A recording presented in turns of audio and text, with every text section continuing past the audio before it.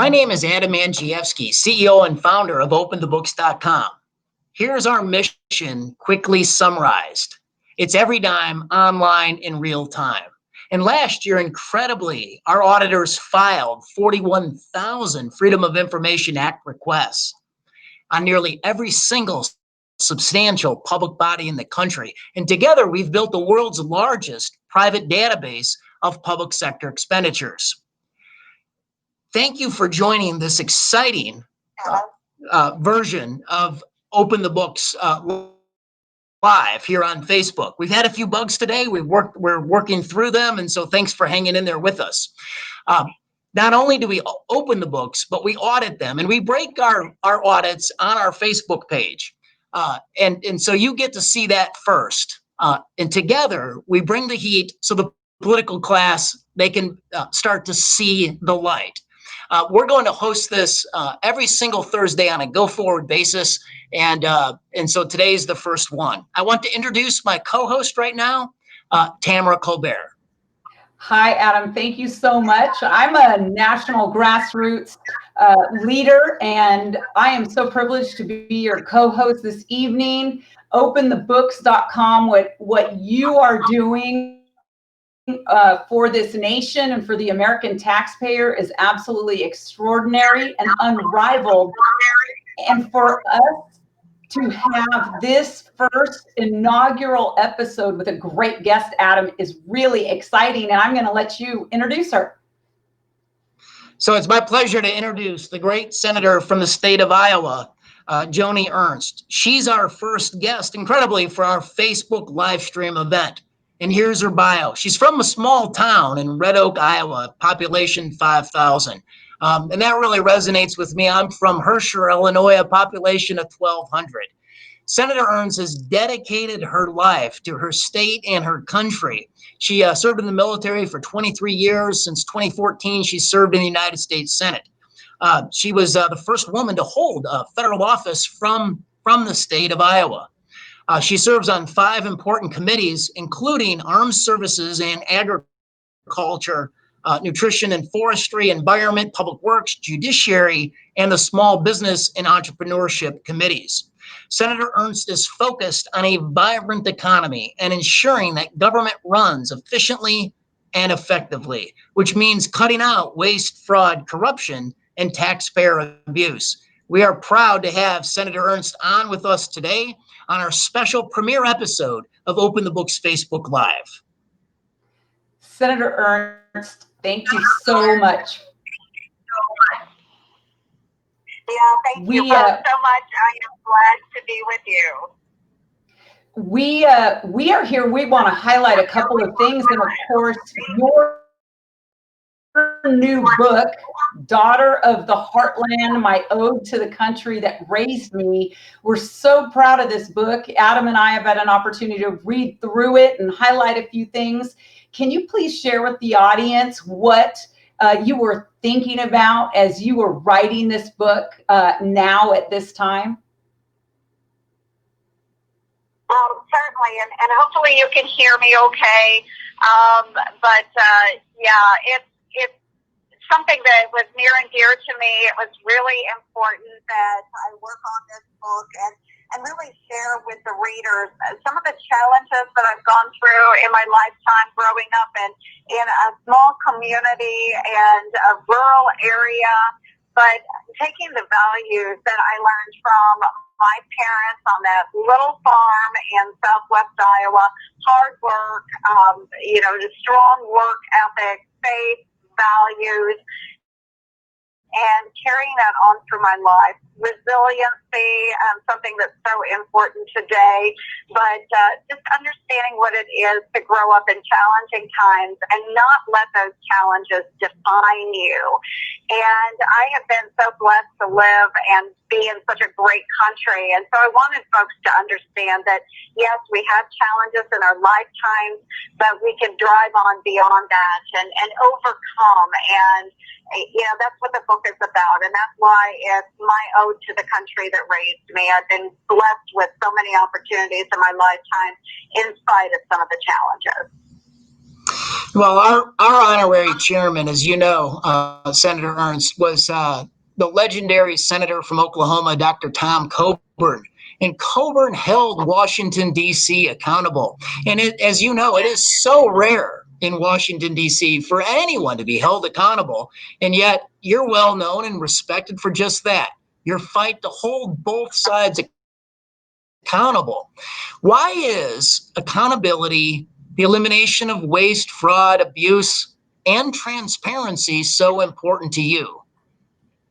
Well, again, the way I was raised is all about thrift. And folks back home in Iowa, they work very hard for every dollar that they have. And so going to Washington, D.C. and seeing so much of the waste, it was really appalling to me, having been raised by parents that grew up with very little, having very little when I grew up, understanding that you don't just throw money around and that taxpayers work really, really hard. And so we should be safeguarding their dollars in Washington, D.C., not being frivolous, but we should take a thrifty approach and make sure that we're working as effectively and efficiently as we possibly can. Well, I really love hearing that. As a mom from North Texas, I watch every one of my dimes in real time as I take care of my family and try to be a good steward with my resources. And, I wish that everyone had such fiscal responsibility as you. What I loved in your book, you have a whole chapter dedicated to waste, fraud, and abuse in chapter 9. And something that really resonated with me that you said, and I want to make sure I get this quote correct: addressing waste is not just a matter of dollars and cents. This really resonates with me and with a whole lot of taxpayers. What could you tell us about what we need to continue to keep doing to hold Washington accountable, and so that somebody, the collective, hears us? Right. No, this is really important because it is more than, like I said, those dollars and cents. But to hold Washington accountable, one, you have to make sure that you are electing leaders that understand the value behind those dollars and cents. And you have to have those leaders that are willing to make difficult decisions.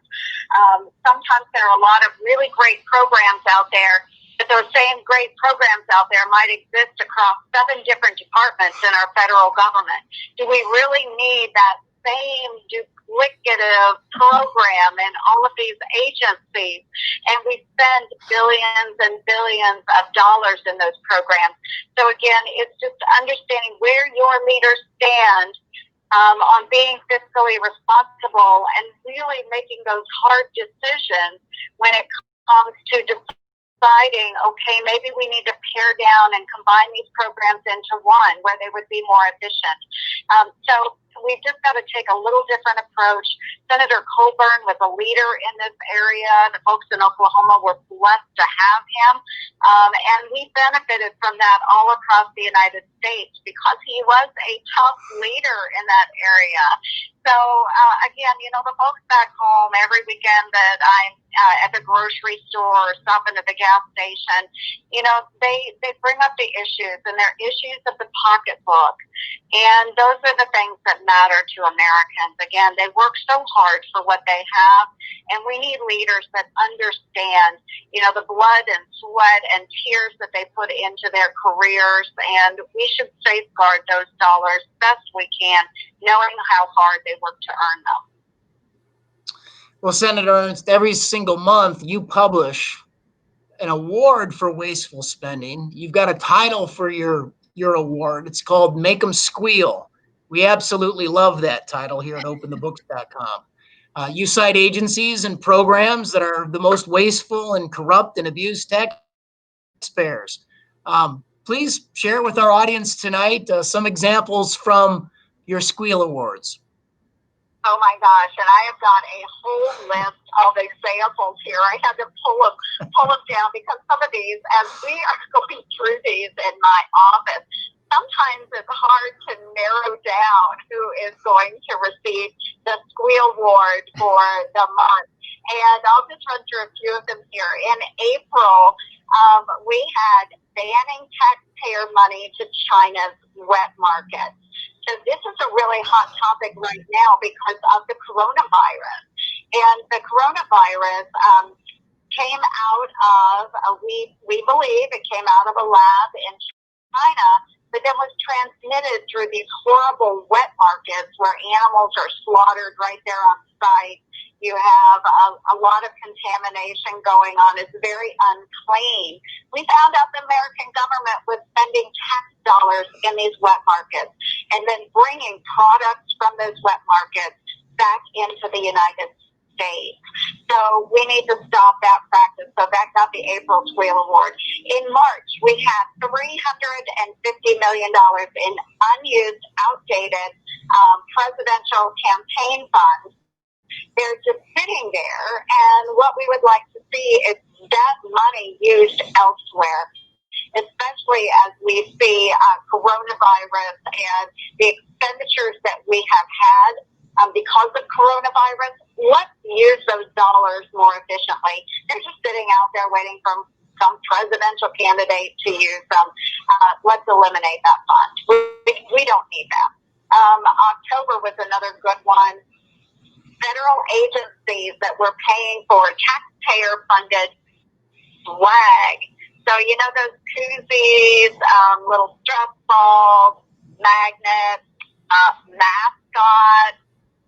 They spent $250,000 paying for mascots. So, like, Fight the light bulb, you know, is with the Energy Department at the Navy.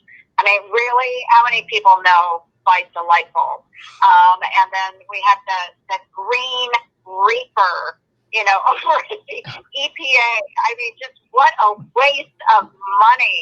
And, you know, $250,000. I have so many folks that will say, well, Joni, that's not a lot of money. You know, it's a drop in the bucket, you know, in the federal budget. Yeah, I get that it's a drop in the bucket. But if we're not willing to tackle the smaller dollar amount, then however are we going to take care of those big budget issues? And so, you know, it matters. $250,000 on a mascot, Iowans think that's outrageous. You know, I think most of us do. So, again, Squeal Awards, we've had a lot of them. I'd encourage everybody to go to my website, take a look at it. It's amusing and yet so very sad. Well, Senator Ernst, you gave me the best segue for the next question. And again, I've enjoyed reading your book. I want to tell everybody who's watching tonight, please go out, purchase Senator Ernst's book. You can get that where books are sold, Amazon, BarnesandNoble.com, if you don't want to go to the mall or your mall's not open. So I really love your book. I just have to say I've got it now at my nightstand. I am ordering one for my sister-in-law, whose birthday is July 4th. She's getting that for her birthday. And one thing that you were just mentioned about tackling the small expenditures first. I know in my home, we always try to do that and save pennies because pennies add up into dollars. And what I found fascinating is the way that you are approaching the elimination of small dollar abuse is very similar to how former New York Mayor Rudy Giuliani fixed the broken windows, his broken window theory. Can you share with our listeners, expand a little bit on what take care of eliminating the small dollar expenditures to save the big dollars? Yes, absolutely. And again, when we are looking to find savings in the federal government, sometimes it is easier to get people to agree to those smaller dollar amounts, and gradually those dollar amounts do start to add up. You know, it was just like the analogy you used, you know, you're saving those pennies in your household. Well, sometimes we can look at items and say, wow, it's not that much money. Maybe we can come together, find a consensus and move forward. And gradually, if we can build that momentum, we can work through the small items and gradually get to those bigger items that need to be tackled. Most of what we're able to do is in discretionary spending. But folks, we have a lot of mandatory spending as well that we really need to get our arms around. And so let's find a way forward. Start with those smaller dollar items and gradually get there. Any journey starts with one step. And we have to be willing to take that one step, one foot in front of the other. So many great bills out there, and a number of them are bipartisan supported. So if we could just move on some of these bills, we see those gradual savings across the board, and we would get people more accustomed to saving money within the federal government. We have to eliminate waste where we can. Certainly after the coronavirus package expenditures, we're going to be looking for ways to save money in the future. So let's take a good hard look across our agencies, eliminate duplication, save dollars where it makes sense to save those dollars, and drive forward and do the right thing for the American taxpayer. Well, speaking of large amounts, Senator Ernst, our auditors back in 2019, we found that in the final month of the fiscal year, in September of 2018, the federal agency spent $100 billion on contracts in 30 days. It was roughly 1 out of every $5 spent on contracts on the year was spent in the last month. This is a phenomenon, as you know, known as use it or lose it spending. And so you saw that oversight report. You wrote a terrific bill, a terrific piece of legislation that would end that egregious practice. Please talk to us a little bit here in the close right now about your legislation. Absolutely, and I am so thankful for Open the Book for really putting us onto this idea. So a great collaboration where you identified an issue and we were able to take that and roll it into legislation that will make a difference. So with that legislation, we're holding those agencies to the same level of spending in that last little bit of the year that they have had in the previous month during the year. So we don't have this huge use it or lose it attitude in the final months of the fiscal year. And I started my political journey as a county auditor. And so I understand, how this happens even at the lowest local levels, because I saw it as an auditor and watching our county books every year, whether it was reams and reams and reams of paper that people really didn't use or a bunch of Xerox copier cartridges. They stock up on those and then they swap out the copier in the next year. And the cartridges wouldn't fit anymore. I mean, just when you do that type of spending, that encourages a bad behavior. So what we have seen, even at the end of the year spending, it gets wasted. It's things that the government really doesn't need. Do they really need a whole bunch of lobster tails? Do they need a foosball table? We've seen them purchase those types of items in the last few months of the year. We're trying to curtail that type of behavior, and let's make sure that we're not using it or losing it, and that we're really following good practices and watching out for our taxpayers. Well, it was a great piece of legislation, and we thank you for your leadership and spearheading it. I just want to take a moment of personal privilege here. We just came out with a report on Congress, and a United States Senator, it's a very rare to be elected to the U.S. Senate. There's been about 550 million Americans since our founding, and there's only been 1,300 U.S. senators ever elected in this country. And today on our first broadcast of this Facebook Live, we had some technical difficulties. And I have to say that Senator Ernst could not have been more gracious. We really appreciate it. What a great attitude.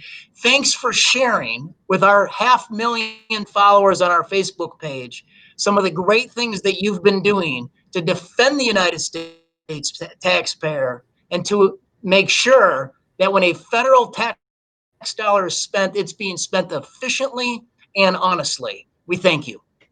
Well, thanks, Adam, and God bless you all so much. And yes, technical difficulties, we found a way around them. But I'm willing to take on those challenges, and I was so excited to be with you and open the book tonight. I'm really privileged and honored to be able to do that. Thank you so much for promoting my book and for being such a great organization that I can lean on, as well as I'm looking for ways to tackle the federal government spending issues and really watch and observe what we are doing closely for the benefit of our American taxpayer. Thank you all so much. Thank you, Senator. Ernst. Thanks Senator for joining Ernst, us. we want to give you an opportunity. Where can people go? What is your Senate website so they can learn more about your legislation and getting behind some of the things that you are working on in Washington? Sure, they can go to ernst.senate.gov and they can take a look at my legislation, Squeal Awards, you name it, they can find it there. And thank you so much. Yes, I'd love to have all those followers. Thank you so much. You're an Thank you, Senator. inspiration. Thanks for joining us here today. Yeah, absolutely. It's been a pleasure. Thank you. So this concludes our inaugural Facebook Live presentation here today. Join us next week, Thursday, 6 p.m. Eastern, and we'll do a recap of the week. The segment will be titled The Ripoff of the Week, and this will happen every single week, Thursday at 6 p.m. Eastern. Thank you very much. Everybody. Have a great evening.